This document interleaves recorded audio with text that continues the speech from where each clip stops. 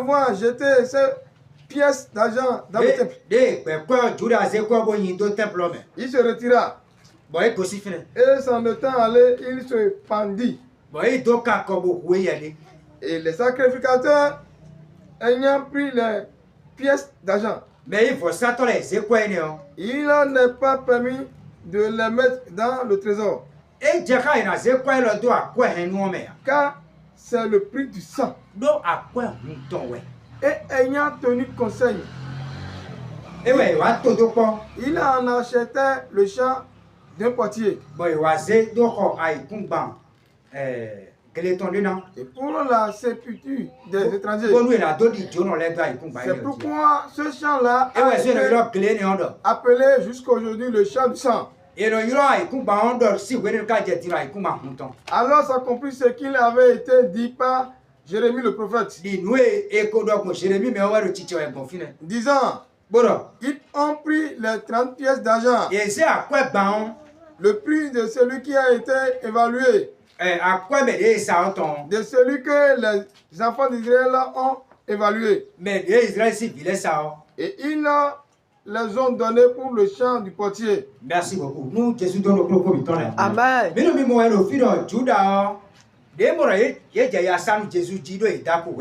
Ici, nous pouvons voir que Judas a commencé par souffrir parce que Jésus a été condamné. Maintenant, il se rend compte. Parce que, premièrement, Judas ne savait pas qu'il faisait quelque chose de mal. C'est maintenant que Jésus-Christ a été condamné à mort que Judas se rend compte qu'il a péché.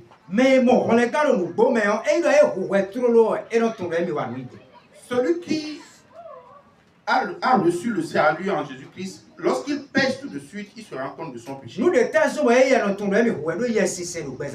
Lui sait qu'il a péché parce que l'Esprit de Dieu habite en lui. C'est ce qui s'est passé dans la vie de Pierre.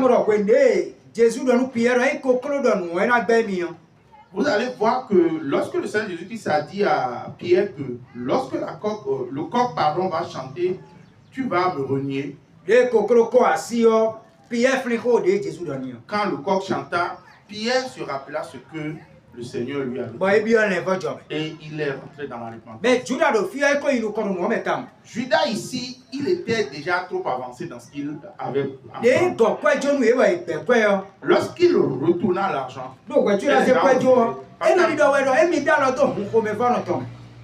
parce qu'avant de retourner les sous au sacrificateur, au sacrificateur, il a dit, j'ai eu